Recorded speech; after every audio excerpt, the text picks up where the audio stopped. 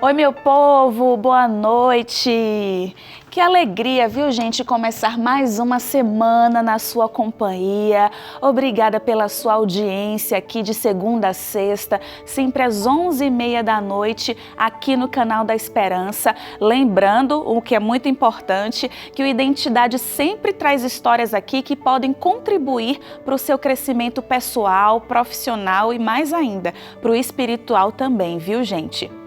A história da nossa convidada de hoje, ela teve que lidar com a ausência da mãe ainda muito menina. Aos 3 anos de idade, a mãe dela faleceu e depois disso, nossa convidada ficou sem nenhuma estrutura familiar. Ao passo que os anos foram passando, ela procurou preencher um vazio do coração com uma vida noturna, intensa, com drogas, bebidas. Só que como Deus não desiste da gente, no meio desse caos todo, ela encontrou alguém disposto a ensinar a Bíblia e foi justamente nesse estudo que ela conheceu a Jesus, o que é uma coisa muito boa, né? Você, inclusive, também pode aprender mais sobre Deus através dos nossos guias de estudo da Bíblia. A Rede Novo Tempo prepara cada um dos nossos estudos com muito carinho, viu? Você pode encontrar guias ilustrados, com várias dinâmicas, tudo com um jeito bem fácil para você compreender, para que você aumente o seu conhecimento sobre a palavra de Deus. Hoje, por exemplo, eu tenho esse guia aqui, ó. A Procura da Verdade. Esse guia você vai conseguir aqui ter, através dele, uma base de fé cristã, temas como existência divina, a origem do mal, plano de redenção, a lei de Deus, o santuário, que é um assunto que pouca gente fala, que é muito importante também, entre outras dúvidas que você vai conseguir esclarecer através do nosso guia de estudo da Bíblia.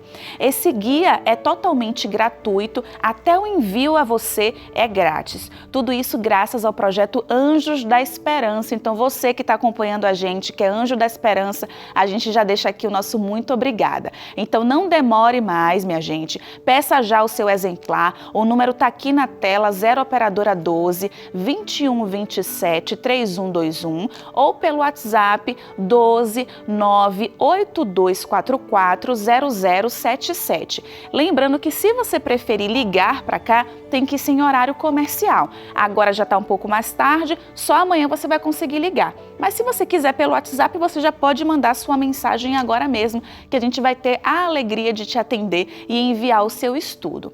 Como eu já comecei dizendo, hoje eu recebo aqui a Janaína Batista. Ela é jovem, casada, tem 2 filhas lindas, mas nem sempre foi assim. Sem a presença dos pais, a sua infância e também a sua adolescência, Janaína sempre se sentiu muito sozinha e sem rumo, tentou até tirar sua própria vida. O encontro de milhões entre Janaína e Jesus fez com que essa história tivesse um desfecho completamente diferente. Se eu fosse você, minha gente, não perdi essa entrevista por nada. A gente vai para aquele intervalo rapidinho, ligeirinho e na sequência eu recebo a Janaína. Volto já já.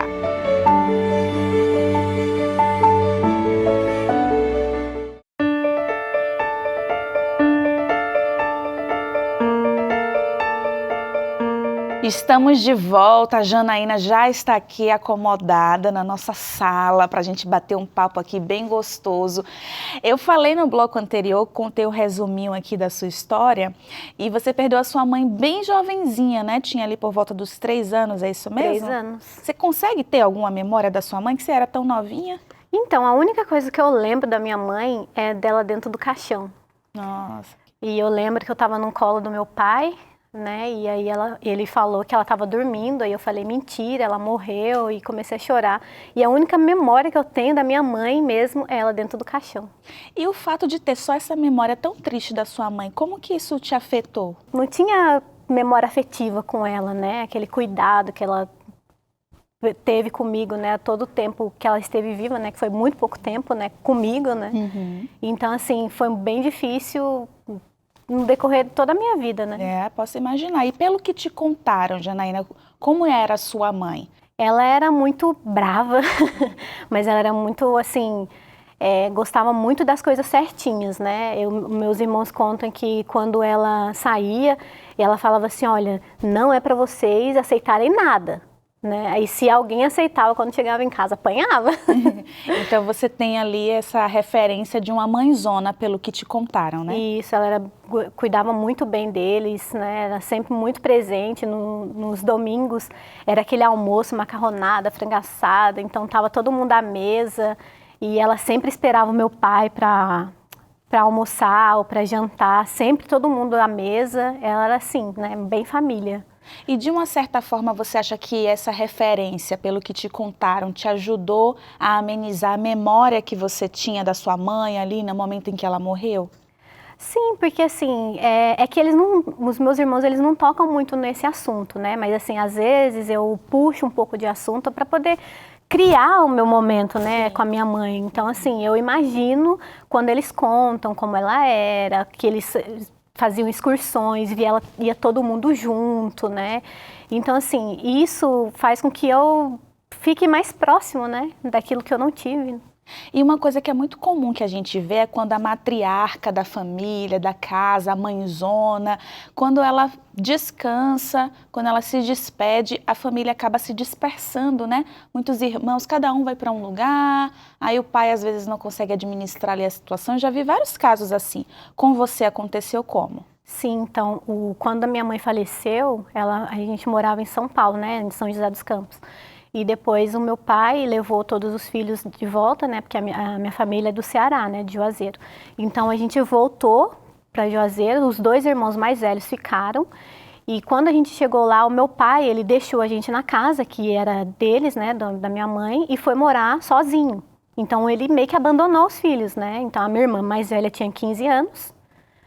Uma menina também. E ficou com os outros, né, os mais novos, cuidando. Então ela trabalhava, ela cuidava da casa. Aquilo foi meio que dificultoso para eles, né, porque eu não entendia. O meu irmão mais novo também não entendia muito. Então, assim, a gente era largado, essa era a verdade. É porque para ela também, né, muito jovem, menina, sem nenhuma experiência, de repente, de um dia para o outro, ter que se portar como uma mãe dos irmãos. Você chegou a relacionar a maternidade com a sua irmã? Não, hoje eu tenho essa referência, mas na minha infância, não. Porque assim, eu não fiquei o tempo todo com ela, né? Eu morei com a minha avó, eu morei com outro, morei com ela, depois eu morei com meu irmão mais velho. Então assim, não tinha muita referência, né? Porque assim, quando eu morei com ela, ela já era mais velha, né? Eu fui ficando amargurada, né? Porque imagina, você não tem mãe, você não tem pai. Eu odiava meu pai, eu falava isso na cara dele, falava, eu te odeio, com todas as minhas forças eu falava isso. Então eu fui ficando amargurada, né? E a minha infância não foi fácil. Eu morei com a minha avó, a minha tia me batia, sabe? Do nada, sem motivo? Do nada, sem motivo, porque já morava uma prima lá com a minha avó, né? Que tinha a mesma idade. Então tudo de errado que acontecia lá, a culpa era minha. A minha avó era cega, então as coisas que aconteciam lá na casa dela, era tudo a culpa minha, tudo de errado era culpa minha. Então assim, eu fui ficando revoltada. Nessa época você ainda estava no Ceará? Estava no Ceará. E tinha mais ou menos quantos anos? Tinha 8 anos para 9 anos. Até um dia que eu falei pro meu irmão, né? Falei assim, não aguento mais essa vida, não quero mais ficar aqui. E ele mandou dinheiro e eu vim embora para São José de novo.